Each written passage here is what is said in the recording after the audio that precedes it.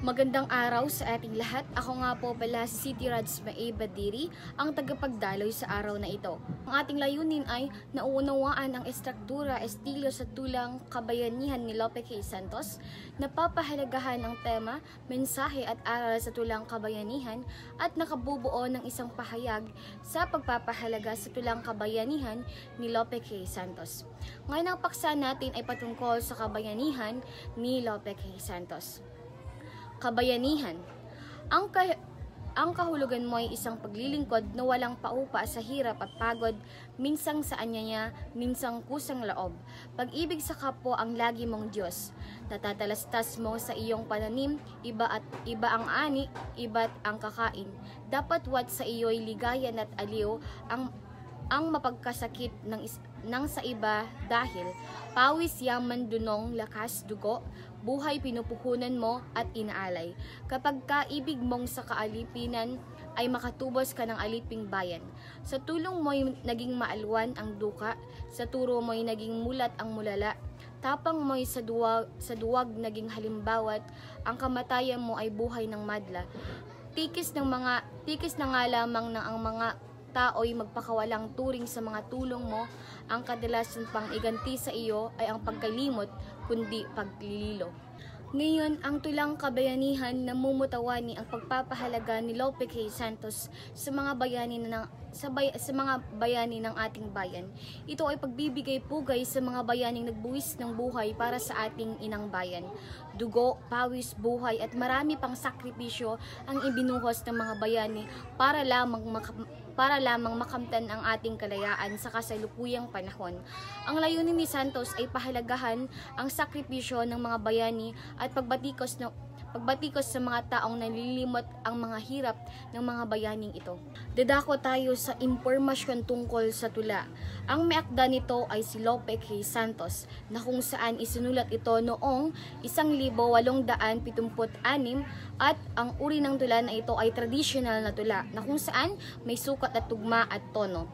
Ang tema nito ay ang pagbibigay pugay sa mga bayaning nagbuwis ng buhay para sa kalayaan ng Pilipinas at pagpapahalaga sa sakripisyo ng mga bayani at pagtulong sa kapwa.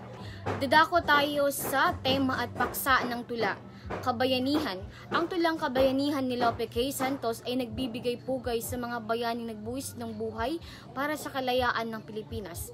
Binibigyan diin nito ang kahalagahan ng hindi paglimot sa sakripisyo ng mga bayani at pagtulong sa kapwa.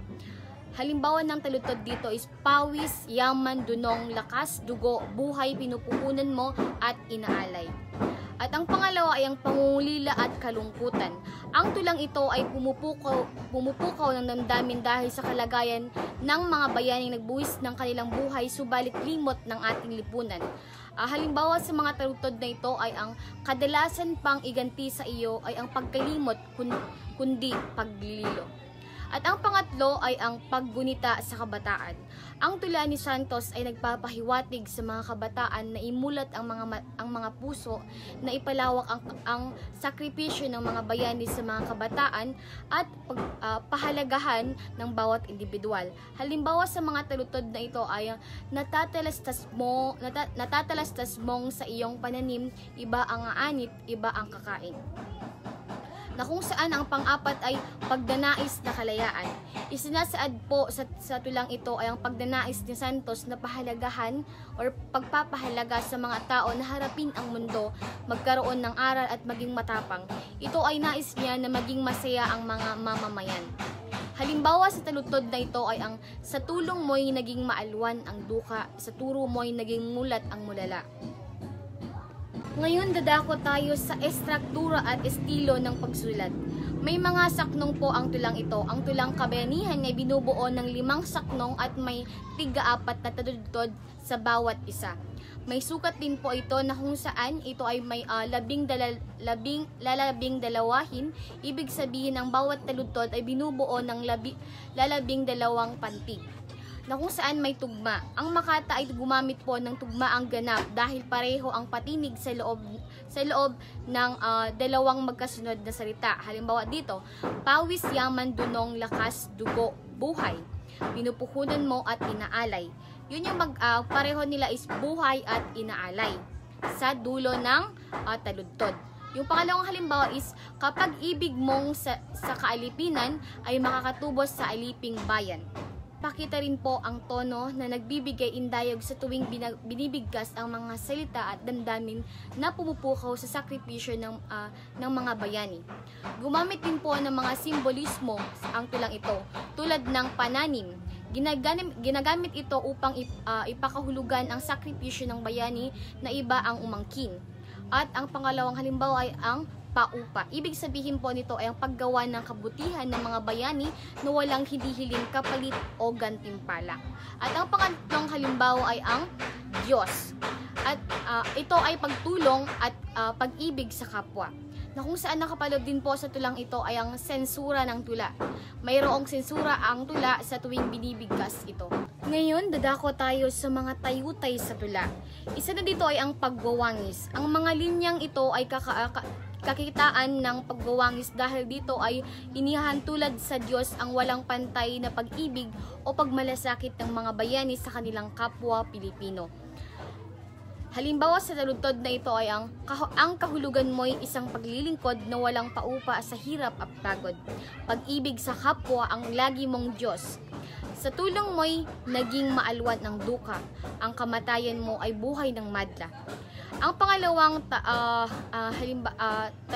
tayutay dito ay ang pagpapalit sa klaw, na kung saan ang pagbabanggit ng isang bahagi ng isang bagay para sa kabuuan.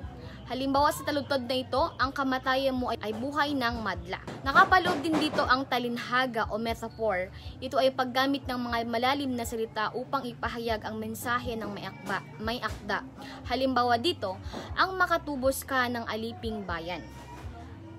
Ngayon, dadako na tayo sa mensahe at aral ng tula.